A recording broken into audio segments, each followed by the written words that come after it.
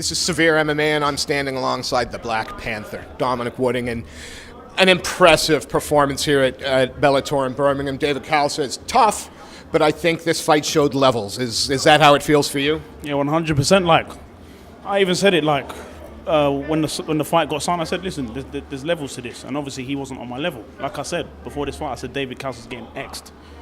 I was meant to fight in February. My guy pulled out.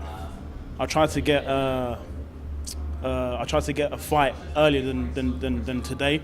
My teammate Asher Grimshaw pulled out of his fight with Emmanuel Sanchez. I messaged Jude. I said, listen, give me this opportunity.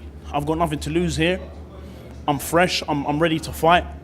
I can trouble Emmanuel as much as he can trouble me. But obviously that didn't happen, so I had to wait for today, May 4th. So we're here now. So obviously I had a bit of more time to prepare to fight, and hard work paid off. Are you happy with the performance? You've got. I mean, fighters tend to be their worst critics, and even in a one-round finish, they look at their faults. Are you happy with how you dispatched this guy? Yeah, to the outside eye, yeah, it was a phenomenal performance. But to me, there was certain bits in that fight where I got a bit pissed off. He caught me with one stupid shot on my eye, which I was annoyed about. And yeah, it was a good performance. It was a good performance. I could do better. I could do a lot better, and people and fans around the world will see that. Well, a little birdie's told me that there's certainly some guys in the Bellator ranks that you would be quite happy to test your skills against, and near the top of that list, because let's be honest, he's a Bellator name in Europe.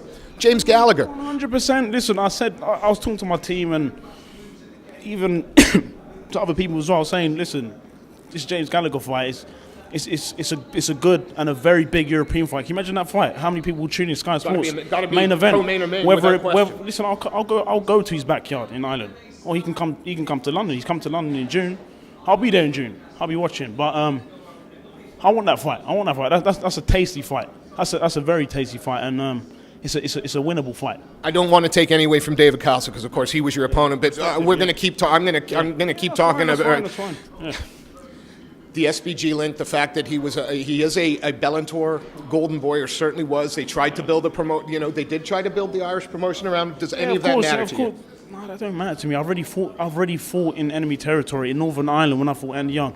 In Ireland when I fought SBG's own Blaine O'Driscoll. Respect to him, he's world champion now. But he got X'd. Just like I did to David Calcer today, he got X, and I could do it to another SVG guy. Why not give me James Gallagher, whether it be 135, 145? I don't mind. Catch weight, 145, 135. Doesn't matter to me.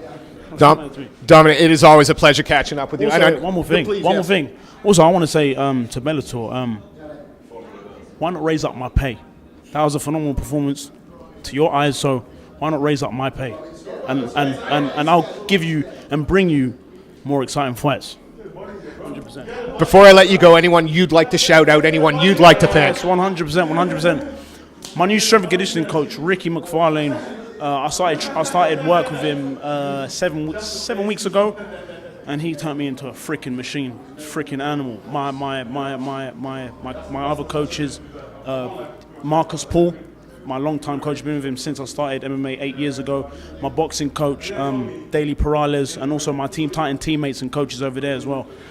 I said it was the last question. I've lied. I'm going to give you one more. Just how, on a scale of 1 to 10, where do you feel that you're working now, and how much more could you improve?